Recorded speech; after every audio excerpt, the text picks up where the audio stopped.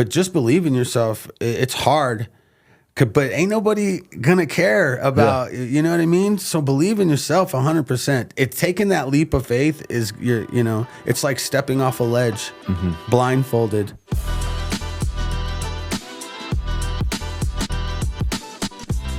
All right, welcome to another episode of Connections That Matter, where we tell the story of Northern Colorado's best networkers and the connections that they make to help their businesses such a success.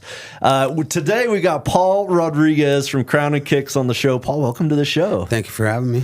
Well, Paul, I can't wait to get into your story. You attended one of our next level networking events. Yes, sir. Like a lot of people do. We have quite a few people that come in, but nobody's quite made that level of first impression the way that you did.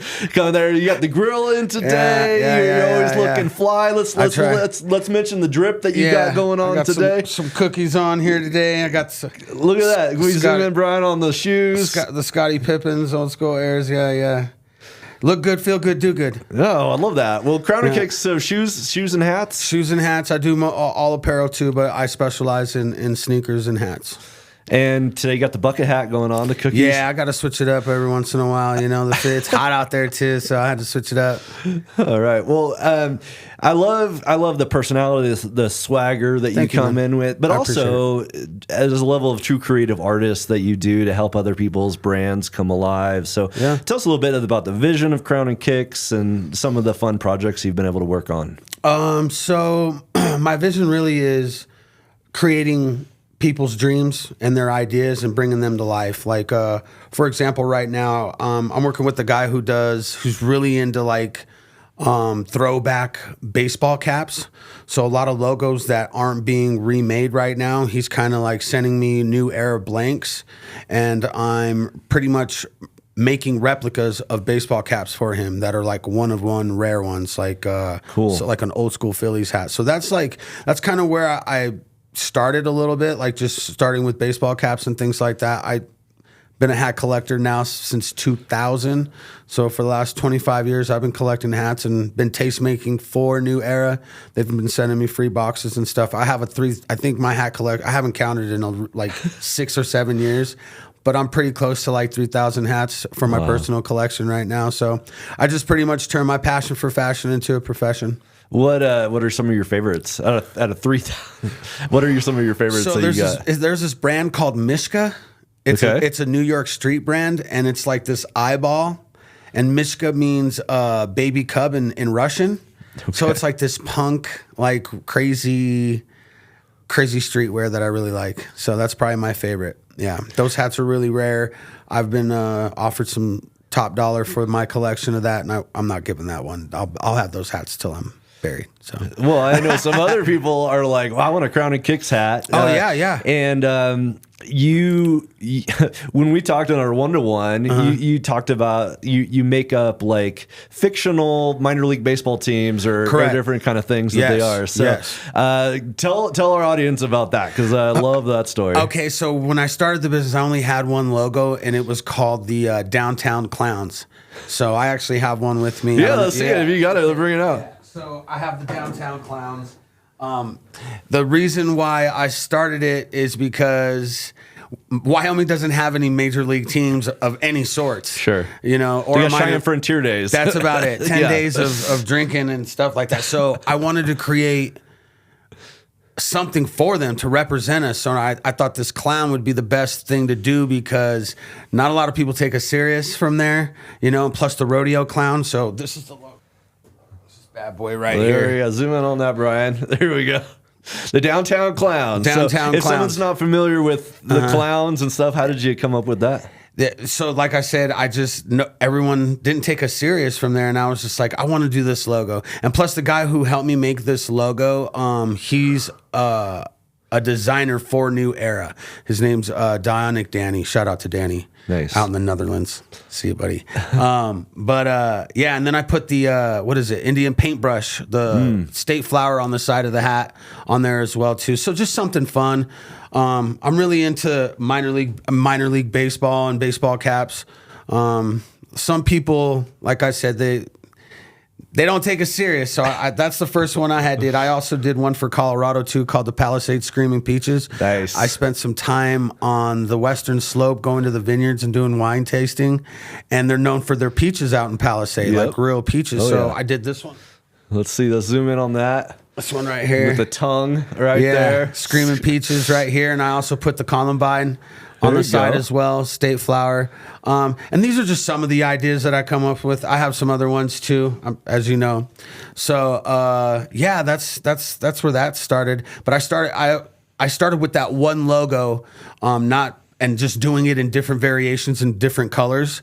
And I was like, you know what, I'm onto something. And that's kind of, the reason why I had started the business too is because New Era told me no. They said I could not. They were sending me free hats, and I was kind of rubbing elbows with them. And I was like, hey, I have a logo that I would really like to put on a New Era cap. And once they told me no, I was like, you know what? I just had this dream. I'm like, I'm just going to do it myself, type deal. And so I tattooed my face. I see that. We're going to ask about that soon. Yeah. So I tattooed my face, put a couple grand in my mouth, and I bought a machine and I started my own business. And wow. I just don't take no for an answer now. I just do what I want. I love that. It's just the passion of it, Paul. But most people when they start a business, they don't think about the face tat and the grill first. Right. But for you, with your brand, it's a big part. But your story of why you got the face tat, I think is truly powerful. No matter what kind of business you're in. So the reason why I had got my face tattoo is because I don't ever want to work for somebody else again. And I never. I want to work for myself forever. And I know that I'll have a hard time getting a job with the face tattoo. And it's a crown, which stands for Krownz&Kickz. And it's to remind me too. So every time I look in the mirror, when I wake up and I see that tattoo, that this is my purpose. This is my drive. Like, it's a reminder, but like, bro, we're not stopping.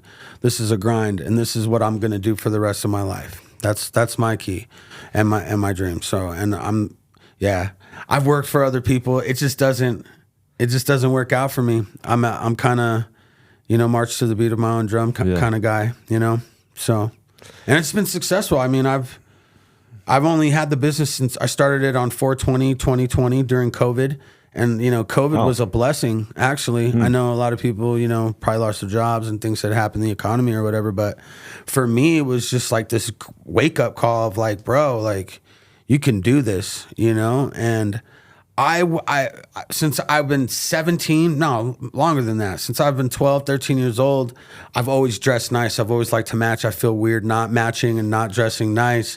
And I was like, and this passion, I'm passionate about it. So why not take my passion and turn it into a profession, because I don't feel, I put a lot of time into my work, and creating and networking and doing all the other stuff, but I feel like I'm not really working. If you're in your passion, it's like I'm having a good time, like being here. Yeah. I get to do podcasts. I get to show people cool cartoons on hats. Bro, this is pretty fun. It's pretty fun. Your passion is contagious too. I think that's you have an ability to get a lot of people to cheer for you because you went all in, and or not mess with me at all because I look a certain way, and but I feel like once they talk to me and they understand, know me personally, that this is it's just the outside of it. You know what I mean? It's just I'm just expressing myself in that way. But for the most part, I've got 4 kids and, and got bills to pay like everybody else and things like that. So I'm no different, but I like to express my way, so. Well, that moment of I'm going all in. Yeah. I never want to go back to that. Like Scary. I've done, but there's nothing guaranteed on this side of it either, Paul. Just my drive. That's the only thing really guaranteed. Yeah, you bet on yourself. 100%. And I'm a gambling man. Especially when you bet on yourself, right? That's a good bet. Yeah. But like, what was that moment? What was like the first 2 weeks when you're like, no, this is what I'm going to do to go all in like that? What was that real get off the ground moment? Well, when I bought the machine, I didn't touch it for 2 weeks. Really? It sat in my garage. Because I was petrified. I was like, I'm taking a huge leap right now in this. And I just was like, are you sure that this is what you want to do? So I went to Vegas for a little vacation first. I was like, all right, I'm going to take my girl. We're going to go to Vegas. When we get back, let's see how I feel. And It's scary. That's the only thing I can really think. And it's like it's like getting on a roller coaster kind of, because you know it's exciting, you know, but you're going to be petrified, scared, you know, because you don't know, well, you know, how much you're going to make, and it's not set. But that fear is what drives me to do it too. And plus my personality, I don't like to lose. I've been asked that question before. They're like, do you hate to win, or what is it? No. Do you hate to lose or love to win? And I always pick, I hate to lose. Right. You know, of course I love to win, but I hate to lose more than anything. So yeah, it's terrifying to start your own business. It really is. And it's hard. Sure. You know, at first, you know, I was just hustling, you know, now I'm grinding, you know, and there's a difference, you know? So, and thanks to my girlfriend, you know, she's really helped me, figure out, is this a hustle or are we going to make it a profession? Like make it a business? You know, I've been LLC'd, but you know, I'm on Google now. I got a business bank account and things like that. And, you know, trying to work for a loan and get more equipment and stuff like that. You know, instead of just making it, you know, a hobby, which I kind of was doing, you know, because it's a passion. And it was like, oh, okay, I kind of do it. Now I'm just like, I got my foot on the gas pedal right now. You know what I mean? So, well, that's the entrepreneur's dream, where you can truly take the thing that you were given, you know, your skill set, and make a job or make a career, make a purpose out of it. Yeah. But a lot of people don't do it, Paul. Right. Like, you know, a lot of people let their passion stay a passion or a hobby. What advice would you have to somebody that's got this thing that's in their brain? It keeps them up at night. It's what they think about. It's maybe they're stuck in a job. They're like, I just want to break free of that. What is some advice that from you going through that you could give to them to take those first steps? Always bet on yourself and take the leap of faith, because I've thought, and it's been this exact thing that has kept me up at night, is like, I don't want any regrets. I don't want to be on my deathbed and be like, you know what, woulda, coulda, shoulda, you know, and look at my kids and my son. He's 19 years old. He just got a job just now, and I helped him get it. But at the same time, I'm showing him how to do, because I don't know how to work on cars or do anything like that. I know how to sell stuff. I know how to create things, and I know how to talk to people. You know what I mean? So I'm trying to, you know, show him those skills too. You know what I'm saying? So, but just believe in yourself. It's hard, but ain't nobody gonna care about, you know what I mean? So believe in yourself 100%. It's taking that leap of faith is it's like stepping off a ledge, blindfolded, you know, trusting that, you know, you're going to be caught or you're going to land somewhere soft. You're going to have, you know, ups and downs, but everywhere does, especially, you know, and it's even worse when you work for somebody else, because then you don't have control, right? You know, and control is important for me too. Sure.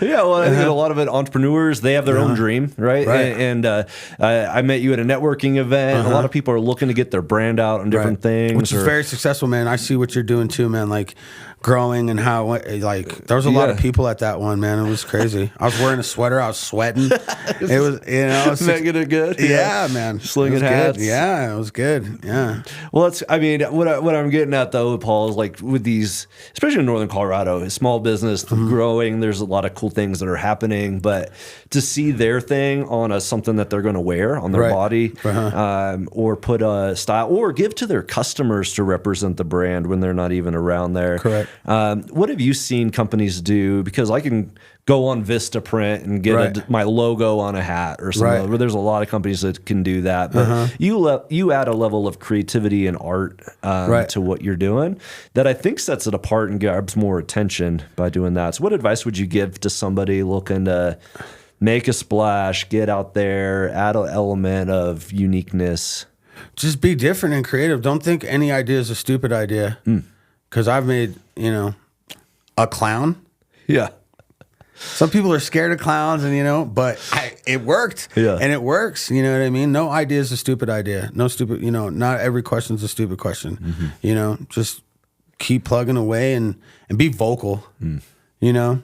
So, like, and just like you said, you know, some people come to me with plain stuff. I'll give them my input and say, hey, let me help you come up with a cooler idea. Let's make this stick out more. And then there's some that are just like, nope, let's just do it hey, your way. Machine still works, right? Machine still works. Yeah. You know what I mean? I got, so, and the customer's always right. So, Yeah.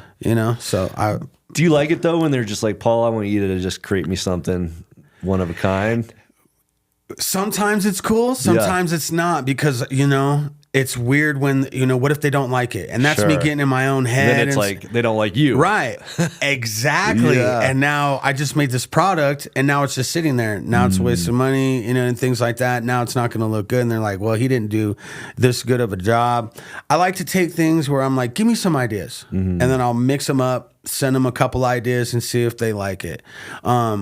But yeah, starting from scratch with something, like from the graphic design, like literally taking, just like I would did with my stuff, literally taking an idea that is no one else can see but that person, and then putting it on, and making it an image, and then turning it into a stitch file, and then putting it onto clothes, and then starting. So it's like, it's cool. Yeah. It's really cool. I mean, it's like, I don't know how to explain it.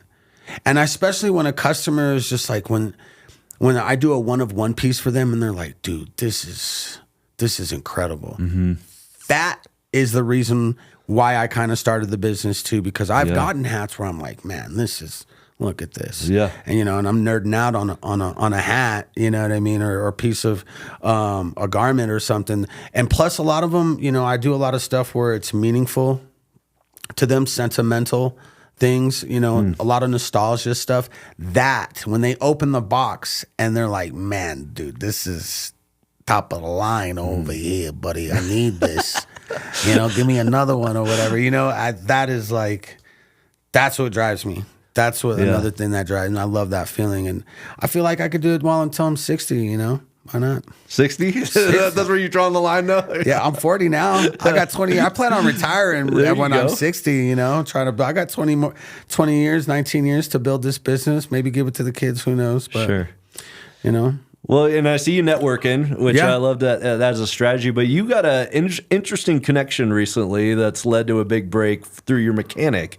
Yes. So tell me about that. Tell that story. So my car just recently had broke down, but before that, he asked me to do some stuff for some shirts and hats for him, which he's a great guy. He's like, listen, I came to him and said, hey man, this isn't really working. He's like, listen, I don't care how long it takes, make it look right. And I said, okay. So I did it. It's Clean Hands, Dirty Money. It's Baldo over in Northern Colorado, Honest Mobile Mechanic. Awesome. He's hands down. Shout out. Shout out Baldo, man. I appreciate you so much. And he looks at all my kids' cards, my kids' mother car, my car, everything. And I gave him my alternator went out and he fixed it in 5 hours, changed the oil, everything. Nice. And I paid him before he did it, and he sent me money back. Baldo's the man. And he's giving you referrals. And he gave me referrals. So he told somebody, he's like, yeah, Paul made my hats and shirts for me.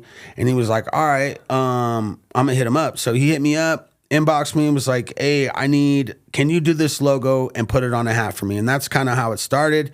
I did the hat. Next thing you know, he's buying some of my personal hats. I think he bought the Krownz&Kickz one. And then the next thing you know, he's like, yo, you've got like a really cool thing going. He's like, I would like to put you on a podcast and my YouTube channel. And I was like, okay.